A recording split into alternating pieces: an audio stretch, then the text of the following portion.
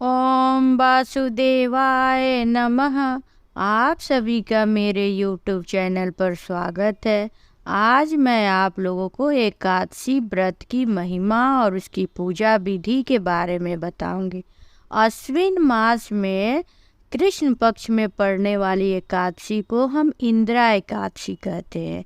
उसी के बारे में मैं आज आप लोग को बताऊंगी। 10 अक्टूबर को दिन मंगलवार 2023 को इंदिरा एकादशी की व्रत करनी है। इंदिरा एकादशी का महत्व इसलिए हमारे जीवन में और ही ज़्यादा हो जाता है। हमारे कोई पूर्वज जाने अनजाने में अगर कोई पाप किए हो या उनसे कोई गलती हो गई हो और उनकी मुक्ति ना हुई हो, वो यमलोक में ही हो, तो अगर हम इंदिरा एकादशी का व्रत करते हैं और उसके पुण्य को दान देते हैं अपने पूर्वज को, तो उन्हें जरूर मुक्ति मिलती है। तो इसलिए हर एकादशी का महत्व अपना है ही, लेकिन इंदिरा एकादशी का महत्व सब एकादशियों में विशेष इसलिए है ताकि इससे हमारे पूर्वजों की मुक्ति मिलती है। तो इसलिए इंदिरा एकादशी की हम सबों को तो रहती ही है कि इंदिरा एकादशी आए हम करें। कहीं ना कहीं हमारे पूर्वज भी इंदिरा एकादशी के बारे में सोचते हैं कि हमारे कुल के कोई लोग इंदिरा एकादशी का पूजा पाठ करें, जिससे कि हमें भी मुक्ति मिले अगर जिसको ना मिली हो। अब ये बात है कि एकादशी का व्रत कैसे करते हैं, किस तरह से उसका हम पालना करते हैं, ये मैं पिछले वीडियो में भी आप लोगों को मैं बताई हूँ कि हम एकादशी का पूजा कैसे करेंगे, कैसे पालना करेंगे। तो उसी के क्रम में आज मैं आगे आप लोग को बता रही हूँ। 10 अक्टूबर मंगलवार को 2023 को हम एकादशी का व्रत करेंगे, इंदिरा एकादशी का। तो हम 9 अक्टूबर को एक दिन पहले ही हम व्रत के संकल्प में आ जाते हैं। ये एकादशी का व्रत जो है बड़ा कठिन है। वो 3 दिनों का व्रत का विधान हो जाता है। इसमें हम 10वीं के दिन ही संकल्प लेते हैं, निरामिष भोजन करते हैं और रात्रि के समय मतलब एकादशी के एक दिन पहले 10वीं के दिन हमें संध्या काल के बाद अगर ज़रूरत ना हो तो हमें भोजन नहीं करनी चाहिए। अगर कोई दवा लेना है या किसी को ज़रूरत हो तो वो बात अलग है, तो हमको नहीं लेनी चाहिए कोई भी लहसुन प्याज वाला भोजन। उसके बाद से हम लोग एकादशी के दिन सुबह ब्रह्म मुहूर्त में उठ के संकल्प लेते हैं मन ही मन की, हे भगवान मैं आपकी पूजा या आपकी व्रत कर रही हूँ, उसे आप पूर्ण कीजिए। फिर हम नहा धोआ के स्वच्छ कपड़ा धारण करते हैं। हम मंदिर में पूजा करें अपने तो ठीक है, नहीं तो अलग से अगर हम चौकी लगाते हैं तो पहले हमको चौक पुर लेना चाहिए। उसके बाद से एक चौकी रखनी चाहिए। चौकी पर हम पीला कपड़ा बिछाए, क्योंकि एकादशी व्रत में हम श्री हरि की पूजा करते हैं।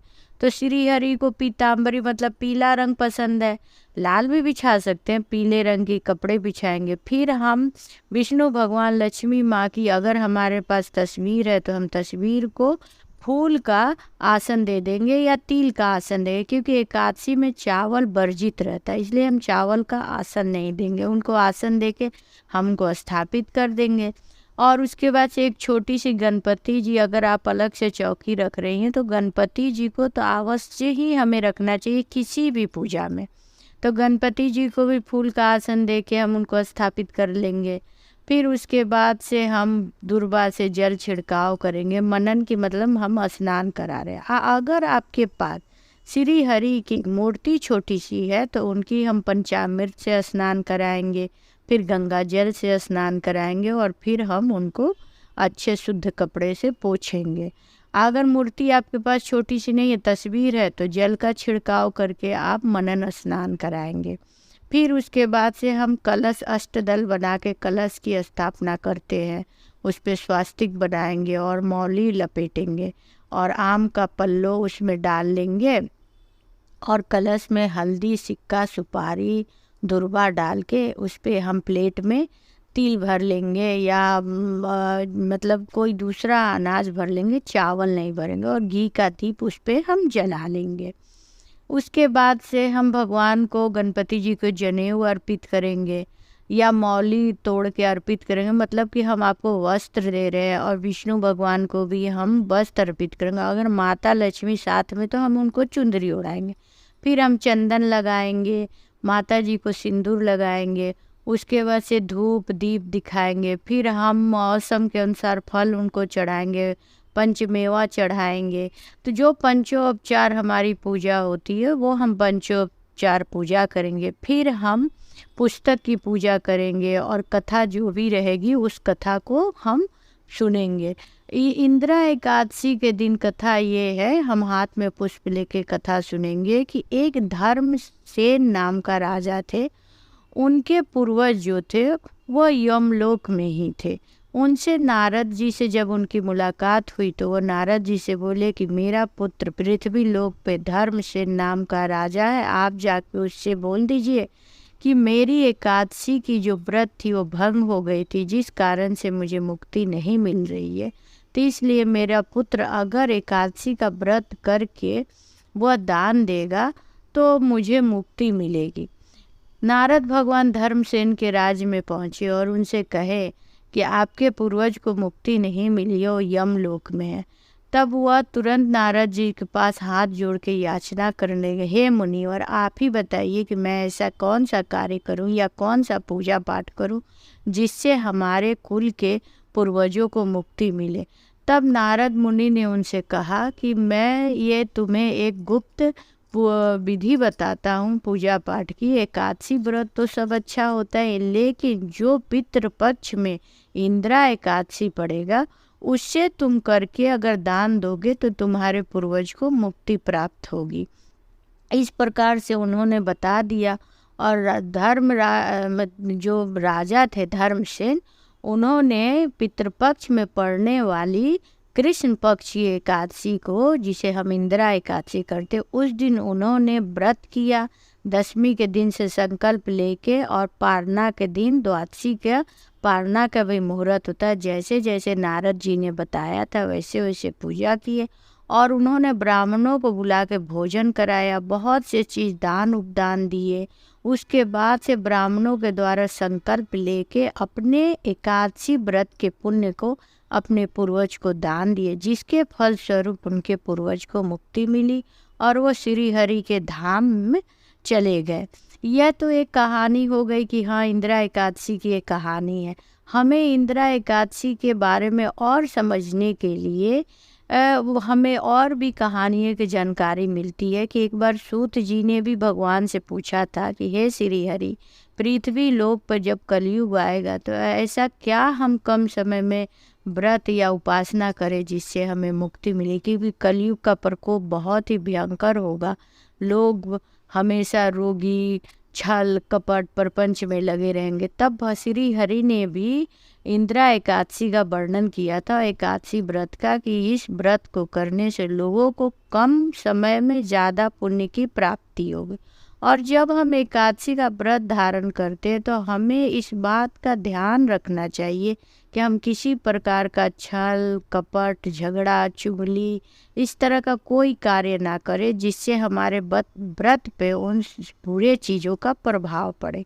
और हमें एकादशी के दिन ज़्यादा से ज़्यादा मौन व्रत धारण करना चाहिए, ताकि हम ना ज़्यादा बातचीत करें, ना फालतू बात हमारे मुँह से निकले या हम सुने। तो एकादशी के दिन अगर आप मौन व्रत रहते हैं तो ये और अच्छी बात है। उसके बाद से हमें क्या करना चाहिए कि मन ही मन श्री हरि का मंत्र जप करना चाहिए। यूट्यूब पे भी बहुत से मंत्र है भगवान के, अगर हम शुद्ध बोल नहीं पा रहे हैं तो कम से कम हम मोबाइल में उसको सुन लें। तो श्री हरि का हम सहस्त्र नाम है उस नाम का जप करें, या चालीसा पढ़े, या भगवान श्री हरि की कहानी सुने, बहुत सा है, चालीसा पढ़े, या उनके ही गुणगान सुने। जैसे इसमें क्या होता है, इंदिरा एकादशी में हम शालिग्राम जो पत्थर है, जो विष्णु भगवान के ही अवतार है, उनकी भी हम पूजा करते हैं। तो हमें शालिग्राम भगवान की भी कथा सुननी चाहिए, या विष्णु भगवान के अनेक कथाएं हैं, उन कथाओं को हम सुने। और इंदिरा एकादशी के दिन कभी भी, किसी भी एकादशी के दिन तुलसी जी का नहीं तोड़ना चाहिए, ना मंगलवार को ना रविवार को। और तुलसी जी को पहले ही तोड़ के रख लेना चाहिए। 15 दिन तक तुलसी जी को हम उसका उपयोग कर सकते हैं।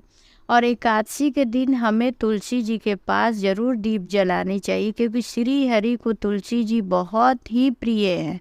और उनके भोग में आप अगर कुछ भी आपको समर्थ नहीं, आप एक तुलसी का पत्ता भी अच्छे मनोभाव से चढ़ा देंगे तो भगवान खुश हो जाते हैं। और रहा दान पुण्य का बात कि पितृपक्ष में इंदिरा एकादशी पड़ती है तो हमें बहुत ब्राह्मणों को बुला के खिलाना, दान उपदान करना, सब करना चाहिए, लेकिन सामर्थ्य के अनुसार। अगर आपके पास सामर्थ्य नहीं है तो आप तुलसी दल भी रख के भगवान की पूजा कर सकते, क्योंकि हम दुनिया से बहुत कुछ छुपा सकते हैं लेकिन भगवान से नहीं। भगवान हमारे मन भाव को समझते हैं कि हम किस भाव से पूजा करें। इसीलिए दान उपदान पूजा पाठ ये सामर्थ्य के अनुसार है। हाँ, लेकिन जिसके पास सामर्थ्य है अगर वो नहीं कर रहा है तो ये गलत बात है। आपको करनी चाहिए कि हाँ, भगवान हमको भगवान ने दिया है तो हम ज़्यादा से ज़्यादा दान पुण्य और पूजा पाठ करें। तो इस प्रकार से मैंने आज आप लोगों को इंदिरा एकादशी के बारे में बताई। आप लोगों को यह कैसी लगी मेरी जानकारी, इसके बारे में बताइए। देखिए, मैं लाइक करने, सब्सक्राइब करने और कमेंट करने के लिए इसलिए बोलती हूँ ताकि मुझे ये हमारे आपके जुड़ने का तो एक ही साधन है कि आप लाइक करेंगे या कुछ कमेंट लिखेंगे, तब मैं समझूंगी, मुझे अच्छा लगेगा कि हाँ, आप हमको सुन रहे हैं या समझ रहे हैं। और आप अगर हमको कोई सुझाव देंगे कि हाँ नहीं, इस बारे में आप कहानी सुनाइए, तो मैं वो भी सुनाऊंगी। और मैं हमेशा आप लोग के आशीर्वाद के लिए विनती करती हूँ कि आप हमें आशीर्वाद दीजिए, लाइक सब्सक्राइब कीजिए अगर अच्छा लगता है तो। ओम वासुदेवाय नमः।